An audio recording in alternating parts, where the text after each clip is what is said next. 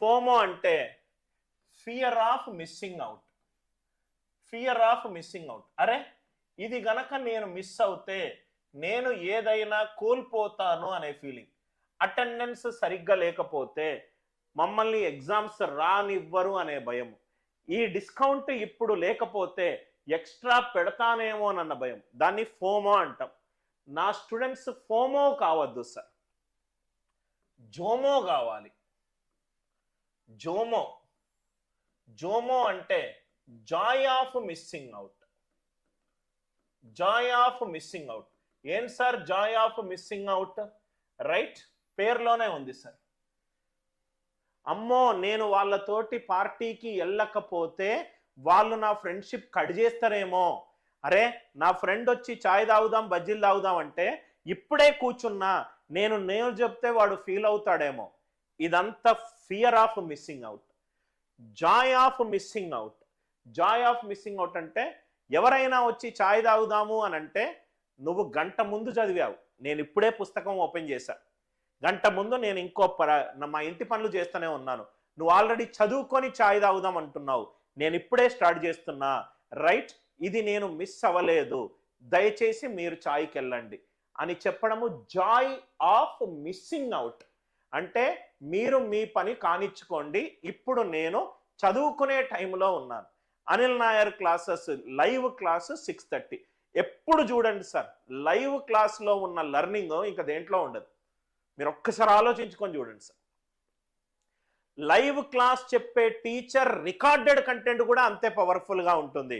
కానీ ఒక టైంలో ఏమవుతుందంటే 6:30కు క్లాస్ ఉంది అని అంటే మీ మైండ్ ఆటోమేటికల్గా రైట్, ఇప్పుడు 10కి ఎక్స్టర్నల్ ఎగ్జామ్ ఉందనుకోండి, మీరు 9:30 వెళ్తారు, 10 నుంచి 12 వరకు మీ క్లాక్ ఎస్ నేను ఎగ్జామ్ రాయాలని.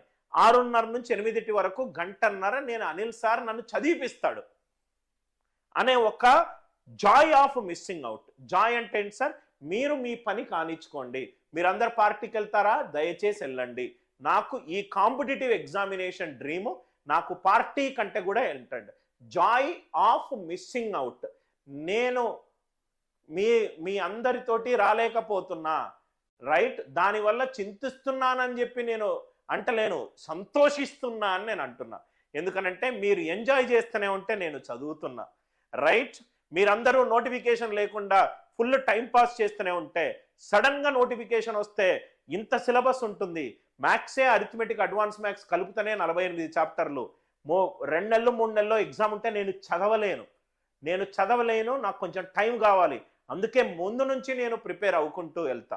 మంచి టీచర్ క్లాస్ దొరికితే రూపాయి ఖర్చు అయినా కానీ మంచి చదువుకున్న వాళ్ళ దగ్గర, మంచి ఐక్యూ ఉన్న వాళ్ళ దగ్గర, మంచి నాలెడ్జ్ ఆన్ ద సబ్జెక్ట్ ఉన్న వాళ్ళ దగ్గర ఎప్పుడూ కూడా డిస్కౌంట్ దొరకదు మనకు అని మీరు అర్థం చేసుకోవాలి. ఫియర్ ఆఫ్ మిస్సింగ్ అవుట్ మీకుంటే దయచేసి జాయ్ ఆఫ్ మిస్సింగ్ అవుట్గా మారండి. మీరందరూ ఎంజాయ్ చేయండి, నేను మాత్రం సార్ క్లాసులు వింటాను.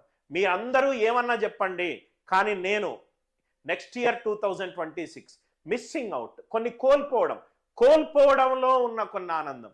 మీ ఫ్రెండ్ వచ్చి ఏదో కొన్ని మాటలు అంటున్నాడు, ఇదంటున్నాడు అది అంటున్నాడు, రైట్, అప్పుడు మీరు ఏం చేస్తారు? వాడితోటి వాగ్వివాదం చేయాల్సిన అవసరం లేదు, జస్ట్ విని ఓకే.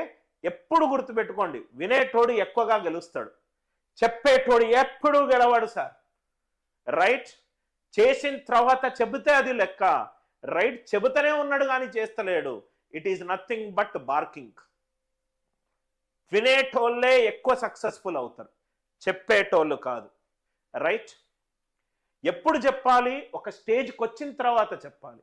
ఒక స్టేజ్కి వచ్చి నేను ఈ స్టోరీ అని చెప్పి నేను చెప్పాలి.